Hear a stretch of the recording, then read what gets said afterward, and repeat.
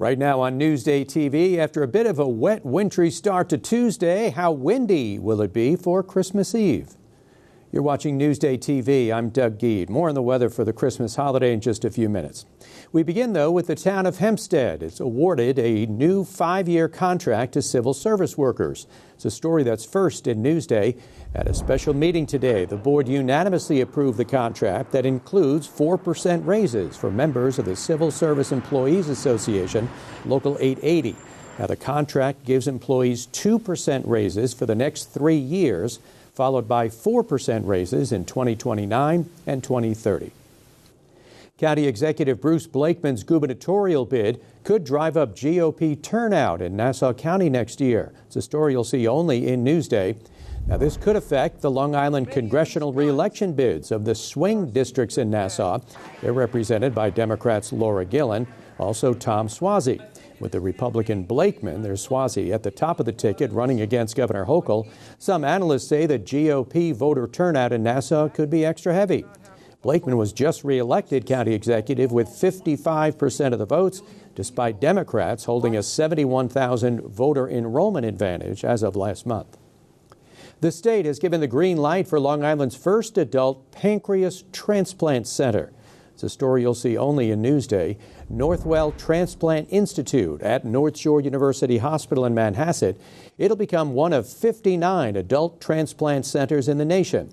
It will offer heart, kidney, liver, lung, and now pancreas transplants all under one roof. Northwell said pancreas transplants could start immediately. There are more than 800 patients waiting for pancreas transplants in the U.S. right now. The Babylon Town Board signed off on a new zoning code that paves the way for a new industrial park in Wyandanch. The board voted unanimously on the 100-acre site last week. The wooded area slated for the project runs between Little East Neck Road to North 28th Street in Wyandanch.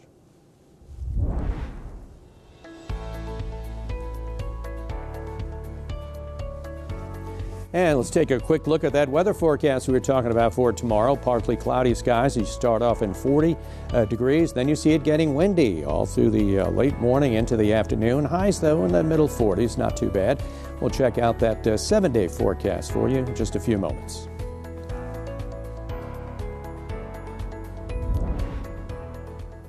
Now, Newsday investigates cramped conditions inside ICE holding rooms in Central Islip. Andrew Enger has that story. While ICE detention of immigrants at federal courthouses and out in public has been on the rise, descriptions of detainee experiences while in custody are not pretty. Now Newsday has learned the conditions inside the holding rooms or cells at the federal courthouse in Central Islip could be considered inhumane, and judges are now asking serious questions. Horrible. Horrible. Yo creo que otra esta yo no sería capaz de vivirla. Luz Inez Troza Arango spent 67 hours locked up with several other immigrant women in a tiny basement cold cell at the Central Islip Federal Courthouse. She says she was given a thin mat for the floor, a foil blanket, and some food and water. She was picked up by ICE in December at this Homeland Security office in Bethpage. She had gone there for an appointment about her immigration application. A judge eventually released her, but her time with ICE in what she calls a dungeon has scarred her. Ya no tengo lágrimas para llorar. He spent hours upon hours in a hold room having to sleep next to a toilet seat. That's Felipe Hernandez Lazo's attorney. She described how her client, who was arrested on an immigration charge by ICE this year, was detained twice in Central Islip overnight with little food and water. The lights always on, and no showers or even hygiene products like soap. I mean, these are conditions that no person should be held under. Lazo was also released, but in court he described the Central Islip holding cell as being around 6 by 6 feet for himself and 5 other men. According to court records, Judge Nusrat Chowdhury in Lazo's case reminded ICE officials that the Central Islip Courthouse is not allowed to house detainees overnight by Suffolk County deed. And in a separate case, Judge Gary Brown demanded photographs from ICE showing the conditions of the holding rooms in the building. But he says ICE has refused. Attorneys say the holding cells here were never designed for extended use. They're only supposed to be there for a day or even less than a day. They're not supposed to be there overnight. So how can conditions be reportedly so bad at ICE holding facilities like here in Central Islip? Well, immigration attorneys point to one thing. Because of the volume of people that are being arrested, there's a backlog, and it's being filled with detainees at full capacity or more. Data from a lawsuit obtained by Newsday found that 98 people spent more than 12 hours inside a holding room in Central Islip through October of this year, and most were held overnight. That was up from just one person held overnight in 2024. Newsday has also requested a comment from ICE without luck. Meantime, the detention of immigrants accused of being in the country illegally continues. And while both Felipe and Luz say they were arrested without cause, have lived and worked in the country for decades without any trouble, their experience inside ICE facilities will never be forgotten. Con los años que tiene en este país, como 27 años, para venir a sufrir una cosa de esas es horrible. In Central Islip, Andrew Enger, Newsday TV. And to read more about this story on Newsday.com, click Get More below the Newsday TV video box. All right, a little more upbeat story here. An extra special holiday season for a man from Hicksville. His name is Edward Bourne. He is a World War II veteran. He earned a Purple Heart and a Bronze Star. He also turned 100 years old. Virginia Huey paid him a visit to see how he's celebrating the milestone. In Hicksville, family, friends, neighbors, and veterans came together to celebrate Ed Bourne's 100th birthday. A parade streamed down Boulder Lane for a drive-by salute. Neighborhood children brought handmade cards. I appreciate their coming. It's unbelievable. That's all I can say. If I knew this, I'd have the 100th birthday every other day. At age 18, Ed answered the call to duty in 1944 and was deployed to Germany during World War II. He earned both the Purple Heart and Bronze Star for heroism after pulling a fellow soldier to safety during a bombing attack. I'm not a hero. I didn't do anything more than any other serviceman would do. We did what we had to do, and we did it as best we could. After the war, Ed and his wife Nancy moved into this house in Hicksville and raised a family. It's here where Ed became a hero on the home front. He set the bar pretty high for my brother and I. Robert Bourne says his dad touched his family and community with his kindness. I think he's done a lot for the community, between church services, helps out neighbors, donates a lot of things to the church. He's always there, willing to help anybody. I think I've learned definitely kindness and persistence. You know, he's lived through so much, and yet he's still such a nice person. Ed credits the love he experienced with his late wife for his longevity. We had a beautiful marriage for 77 years. Love, family, and service. Ed Bourne has lived a life worth celebrating. I wish you a wonderful, happy 100th birthday. Oh, my God. For Newsday TV, I'm Virginia Huey.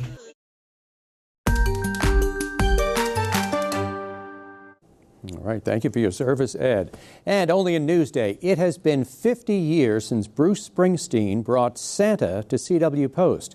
He recorded his popular Christmas song there. Elisa DiStefano has the story behind it all.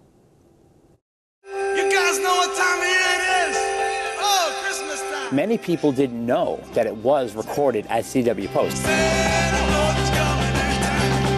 Before the stage that we know as the Tilla Center existed, stood a building called the Dome at CW Post, where legends like the Allman Brothers, Jerry Garcia, and Bruce Springsteen performed. It was it was magical. 50 years ago, a snowstorm, a packed Long Island College auditorium, and a surprise encore became a holiday classic. The Dome was a rock and roll palace. It was meant for that kind of music. And this is where Bruce recorded Santa Claus is Coming to Town, live on December 12th, 1975. Bruce was on his third album, Born to Run, which was really huge, and he had sold out multiple dates at the bottom line. He was on the cover of Newsweek and Time. He was really big on the rise. CW Post graduate Ed Micone was 25 years old at the time, booking talent for college concerts.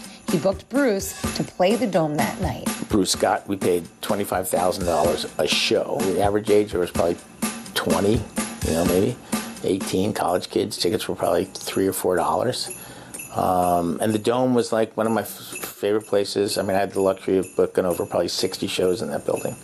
And that night was just very, very special. It was a cold day. It was 12 degrees, and it was a snowstorm.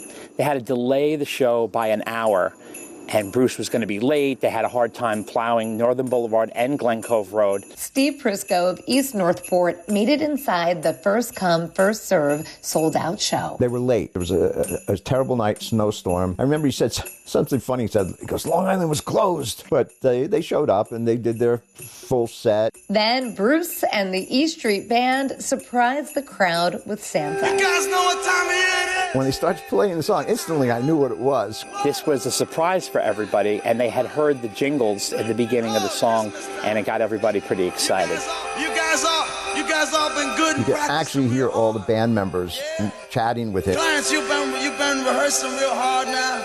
And you can see they're having a fun time. Everybody had a smile on their face. It was recorded that night and then released to radio in 1976.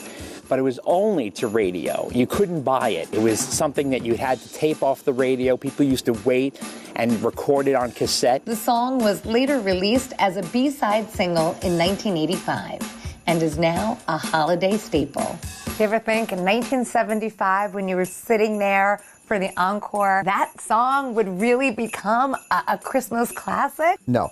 But it's great because every time it does pop on the radio around the holidays, I always get a little smile because I think, I'm there.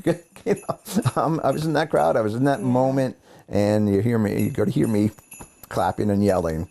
But no, who would have known that? Cool. It might be one of his most enduring songs. Elisa DiStefano, Newsday TV. And phenomenal song from a phenomenal artist. And there are more holiday songs with a Long Island connection, believe it or not. To find out more about that, go to Newsday.com, click Get More below the Newsday TV video box.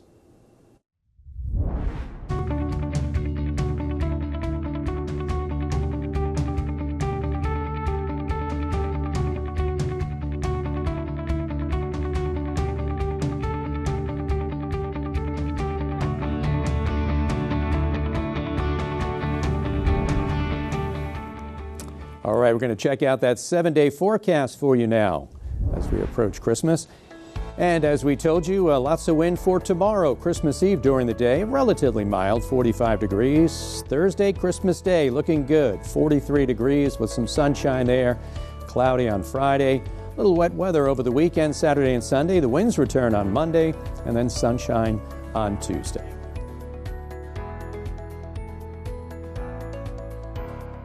Long Island weather is brought to you by PTRC. And for more on the stories you've seen today, head over to Newsday.com. Click Get More under the Newsday TV video box. I'm Doug Geed. Thanks for joining us. Have a wonderful Christmas. More news coming up.